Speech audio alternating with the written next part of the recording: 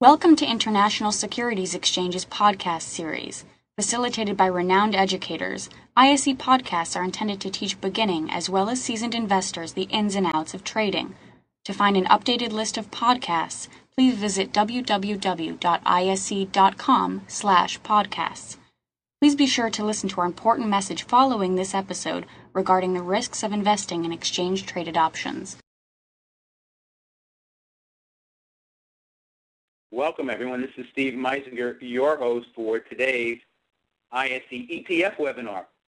Today, I'm pleased that I have Jeff Gibby with us, and Jeff is with MetaStock, and he'll be talking about his RMO trading methodology, talking about how you would trade ETFs using his famous RMO trading methodology. So without further ado, I'm going to turn it over to Jeff Gibby, and Jeff's going to show us MetaStock. It's a way that you can analyze the markets. And as I said, let me just give Jeff the presenter role. And Jeff, thanks for joining us at the ISE, Jeff. Really appreciate it. Oh, thanks for having me. I really appreciate that. Anyway, just to kind of give you a little bit of an introduction to myself, if you guys have questions, please feel free to answer or ask them. I'll do my best to answer them. If I miss your question, just ask it again, because then if I didn't answer it, I didn't see it. So my name is Jeff. I do a lot of training for a company called Thomson Reuters. I hope you guys are all familiar with the Thomson Reuters company and the Thomson Reuters brand.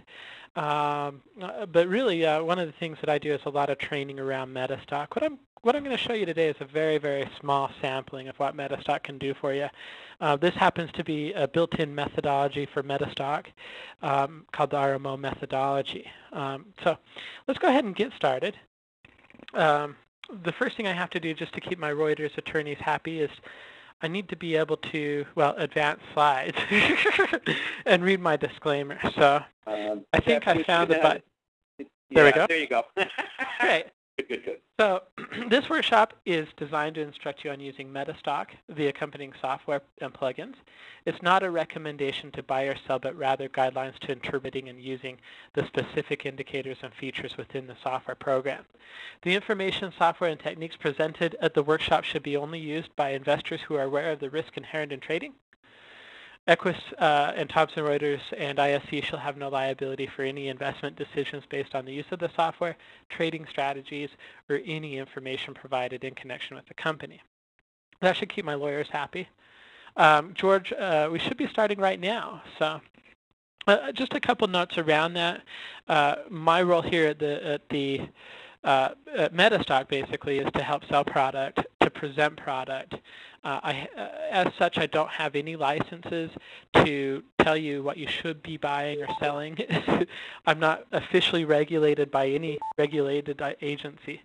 So primarily, if it sounds like I'm saying you should buy a stock or an ETF or a mutual fund or a Forex pair or anything today, that's not the case. Really what I want to do is help you understand enough about MetaStock and about this system that you can use it and implement in your own trading. So now that we got the legal stuff out of the way, let's go ahead and get started. Okay, I want to tell you a little bit about MetaStock. We're a company that's been in business for for a number of years. We started in 1982. It was started by a company name, or by a gentleman by the name of Steve Akalis in his garage, literally started in his garage. We've had some tremendous success. We were purchased by Reuters, who's a huge news and information provider. You'll see their stories all over the place. They're bigger than the Associated Press when it comes to reporting information. They bought us about 1995, which is coincidentally about 2 years before I started working for MetaStock. I've been here for just about ever.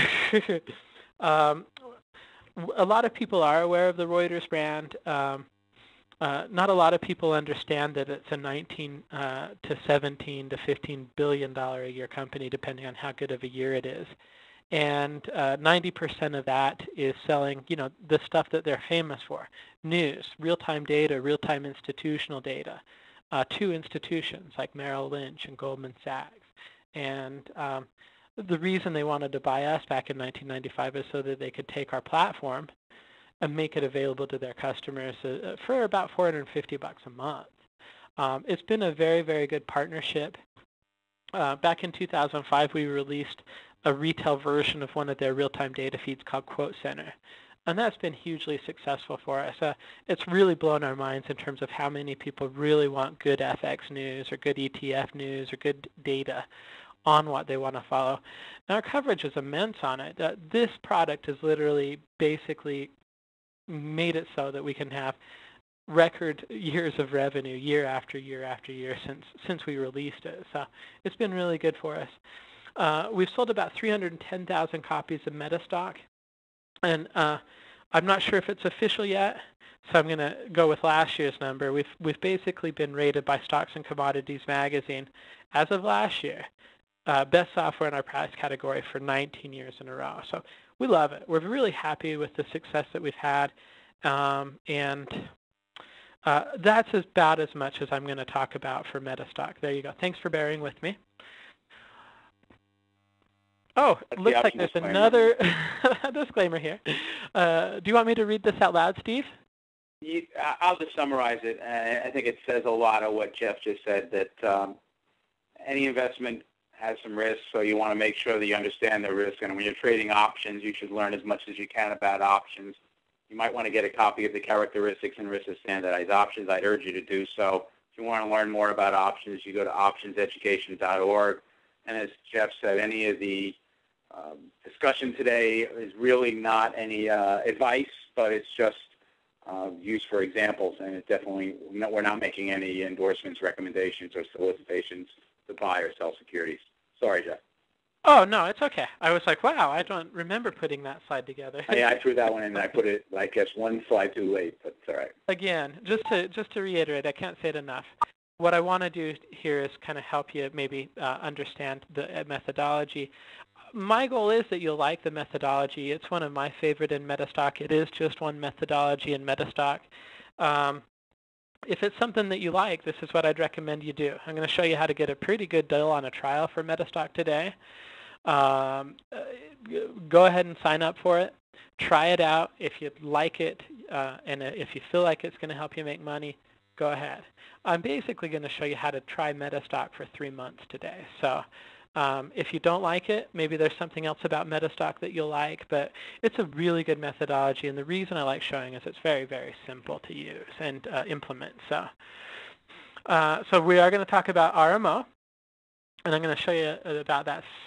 We've already covered a brief overview of MetaStock. The one thing that I like to say specifically is there's a lot that I'm not going to cover today. I've literally traveled to Saudi Arabia one time for approximately 2 weeks, and we talked about MetaStock, and I trained some dealers that we had in Saudi Arabia on how to use MetaStock for 2 weeks solid. I was almost done at that point. There's a lot of stuff that we're not going to talk about, and that's one of the things that I really like about MetaStock. You don't pay very much for the application, but it's a huge toolbox. And a lot of it we're not going to cover today. We're really going to kind of narrow our focus on something that works really well in the software. But there's just a ton of stuff that we're not going to talk about in the software. I have some training materials that if you sign up for MetaStock, you're going to get for free. And I'll talk about those a little bit later. But just keep it in mind, we're just talking about maybe the tip of the iceberg today. So let's go ahead and go to the next slide. That's a picture of Reuters. All right. A lot of what I'm going to talk about today has to do with trend methodology. The RMO system is a trend-following system.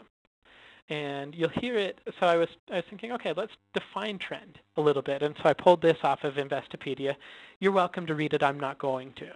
I've been probably to hundreds and hundreds of people speaking about market. And one common thing is they say identify the trend, trade in the direction of the trend. The trend is your friend is almost a cliche that I hesitate to even say. Steve Nissan loves to say a rising tide lifts our boat. So we're going to talk about the methodology I'm going to talk about is very trend-based. We want to be able to follow the trend when we're trading stuff. So that's basically our number one rule. So here's an identification of what the trend is.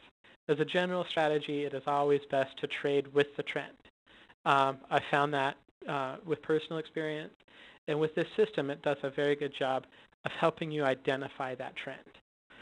Investopedia.com is a great site too, by the way, if you take a look at it. RMO is an oscillator.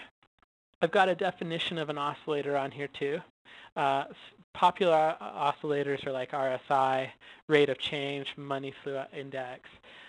This one is RMO. It stands for Rahul Mohindar Oscillator. And basically what it's going to do is it's going to basically show you whether a stock is bullish or bearish. In this case, we're going to look at Natural Gas Fund, Russell 2000, QQQQ, and Spider Gold Trust today. So, but this is an oscillator basically. Moving on. Just want to talk a little bit about who Rahul Mohindar is. Rahul Mohindar and MetaStock go back for more years than I've been with MetaStock, since before 1997, if you believe that. Rahul is a great advocate of MetaStock in India. He's actually our best dealer in the world. And he's done an incredibly successful job of helping us sell product and get people interested in MetaStock in India. He's by far one of our most valuable partners. And as being one of our most valuable partners, we had him in Salt Lake one year, and this was a few years back. And we said, well, what do you teach people when you teach them how to trade? And so he opened up his MetaStock and he showed us his methodology. And we liked it so much that we actually bought it from him. We paid an upfront cost for it, and we've included it in every version of MetaStock that comes that we've had since. And literally, this methodology I've shown on probably about 500 or 600 instruments over the years. The nice thing about it is you can apply it to just about anything. It doesn't work all the time. It doesn't work on every instrument as well. But Steve said, here, I want you to analyze these 4 instruments. And you're going to see tonight that it worked really, really well on all 4 of those instruments. So let's take a look at them. Let me go ahead and go to the next one. This is what I like about RMO. It's easy. It's very, very much rule-based. It employs what I consider very, very solid money management techniques. Works on a lot of different time frames on many, many different instruments. I mean, I've literally shown this on Egyptian stocks, and it works well. And it's very, very simple. If I do a good job of explaining the rules today, you'll understand it and you'll get it. But it's a very, very simple and easy to use methodology. Okay? So let's go straight to the rules. Like I said a little bit earlier, our first thing that we're going to do is we're going to identify the primary prevailing trend on a stock or a future, or in this case, an ETF. It works really well on these ETFs too, by the way. So let me go ahead and this is the point where I need to actually go ahead and share my MetaStock program, because I've got these charts preloaded that we're going to look at today.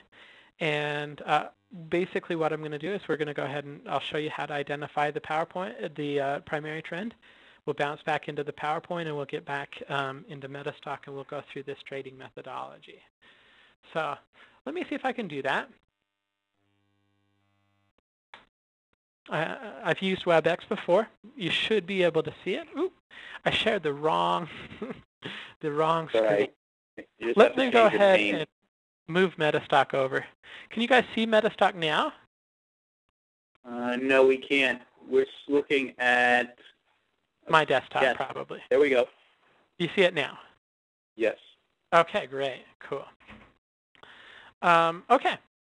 So right now I've preloaded. I've got everything ready to go. I've got basically Revere Natural Gas Index Fund, the Russell 2000, the Spider Gold Trust, and the Qs, basically. So we'll just pull randomly these 4 instruments. And I don't know. Let's go with the gold, the gas index fund here. Okay. Now remember, the first thing that we want to do is we want to identify the primary trend. That's rule number 1. Okay. To do that, I'm going to use this indicator in the top window. It's called the Rahul Mohindar Oscillator. Rahul Mohindar standing for the person that created the indicator. And what I'm going to do is I'm going to go ahead and pull this to full screen. Okay. And the other thing I'm going to do is I'm going to draw a little horizontal line across my chart. Okay. And basically, I've put it as close to 0 as I can without going in there and actually manually setting it to 0. Okay. This indicator is very simple. It's also very, very easy to read. This is a long-term indicator. And what it's doing for us is it's measuring the long-term trend of this particular instrument. Okay. This basically, to read this indicator, what I'm going to do is I'm going to basically look at it.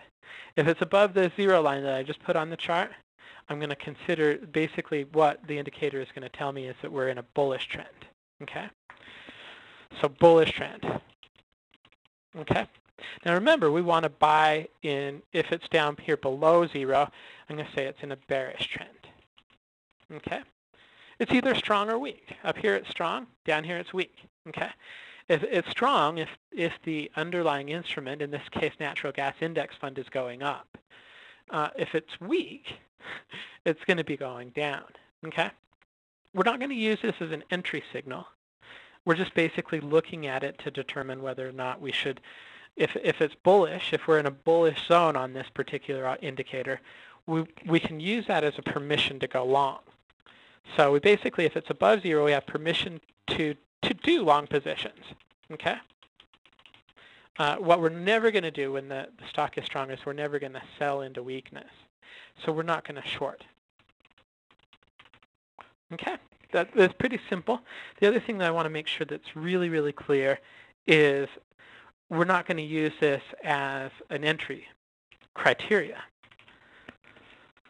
So what I mean by that is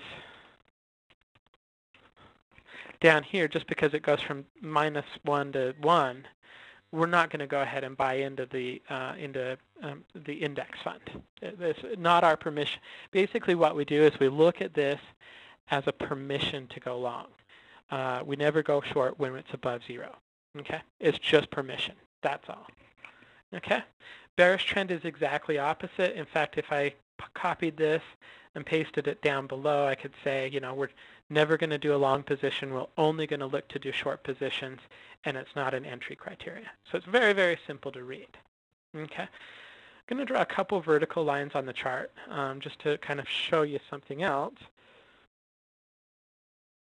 Okay, and then I'm going to go back to just a regular view mode here. Okay, where I'm looking at the other indicators. And we're going to get into these other indicators.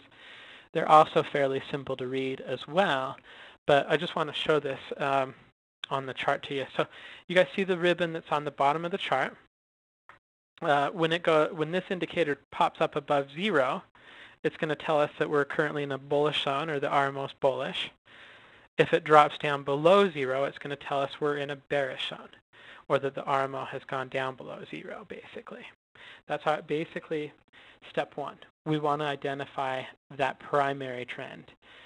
Once we've identified the primary trend, in this case, right now we're very bullish because this ETF has gone up pretty significantly since September, and we've been bullish ever since.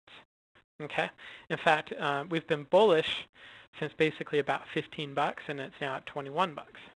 So that's how we would read it. If we were looking at it for the first time today, we'd basically see a bullish, and we'd be looking for bullish opportunities in this particular instrument. Okay, let me go back. Hopefully I can just stop sharing this and get back into the Citrix room, or into the WebEx room. Stop. Great. Okay, that was easier than I thought it would be. Good. So we've identified the primary trend. Okay. In this case, we were looking at natural gas index fund. It was bullish. Okay. Just to recover those rules, because it's very important you understand exactly how this works. If we're in that bullish zone, we're allowed to buy, and that was the case. We're not allowed to short, and it's not a trigger. So we're not going to ever use that as a reason to actually get into a trade. Okay. Let me go ahead and go to the next slide real quick. Again, this is just the opposite. If we're in a bearish zone, we're allowed to sell. Okay. It's not in entry criteria. It just gives us an allowance, kind of a green light to either go long or short. Okay. The next thing that we want to do, so we've identified the primary trend. So for our example, which is the natural gas index fund, that was bullish. Okay. The next thing I'm going to show you how to do in this software is to identify what we call the short-term trend. Okay. And we want to get these to match. Okay. So I'll show you how to read that in just a second, but we're basically looking for a match between our primary trend, which was the bullish or bearish zone, with our short-term trend. Okay. So let me show you how to do that. I'm going to share my desktop again. You should be able to see it very shortly. Steve, can you let me know when you guys can see it? Yes, we're looking at the different charts. Okay, so you should be able to see. Okay, good. That's what we want. Okay. So now we're going to go to step number 2. Okay. Step number 2 involves this indicator that we lovingly call swing trade 2. Okay. And you'll notice that this is, if we compare it to the indicator, the main RMO indicator, you'll notice it's a lot quicker to react. In other words, it moves down a lot quicker and faster than the long-term indicator. This is because we're measuring the shorter-term strength on the chart. Okay. The thing about this indicator, I've put another 0 line on the chart. It's the purple indicator. So ignore the blue one for now. We'll cover that in step 3. But the nice thing about this particular indicator is it's much more reactive to the market, and that's because it's designed to look at a short-term time frame. The other nice thing about it is we read it the same way.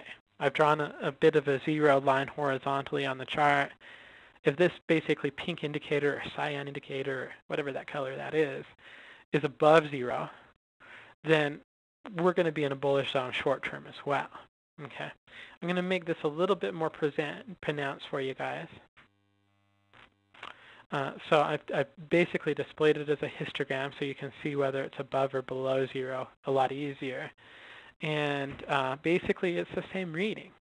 Step number 1, if I was looking at natural gas here, I would know that long-term we're in great strength. We're going to look for long opportunities. Short-term, blow this up to full screen, get this a little closer to my 0 line. I can also see that short-term, we're in a bullish. Short-term, this stock is working up as well. So step 2 here is make sure that it lines up with your primary indicator, or the Rahul, the bullish zone.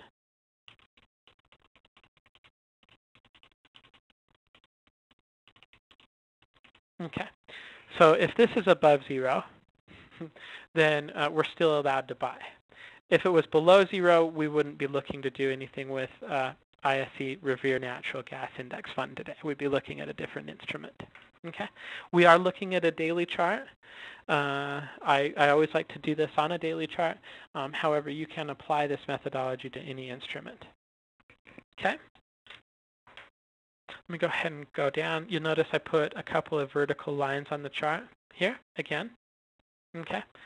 You'll notice when this goes above 0, the color of the chart actually changes from to blue. Okay. So as long as this is up above 0, you're going to have a blue bar. Okay. Once it drops down below 0, as it did right here, we're going to have a red bar, or we're going to be in a bearish zone. Okay. Pretty simple. That's rule number 2. Okay.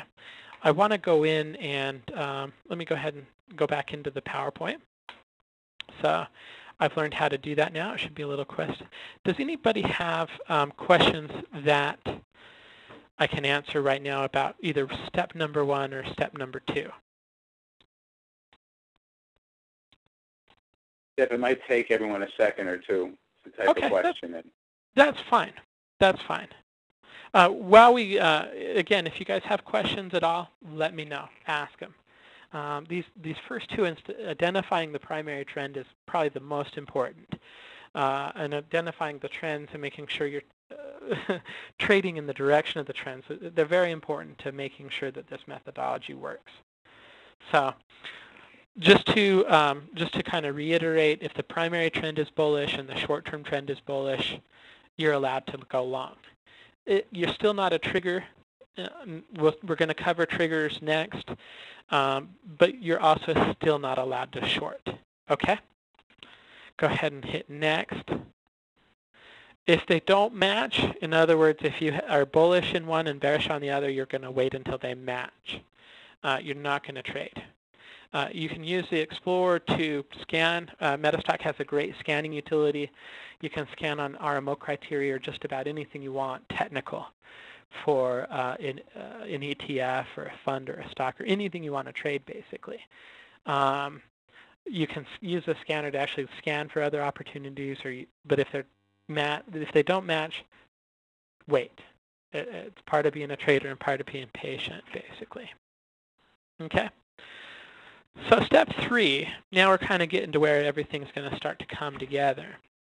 I don't see any questions coming through, so I wonder if we do have some. Do we have the swing indicator? Okay, there are some questions. Okay. Do we have the swing indicator in MetaStock? What is it? Chris, that's a great question. I assume that means you have MetaStock. And you do have this swing indicator as long as you have MetaStock 10 or later.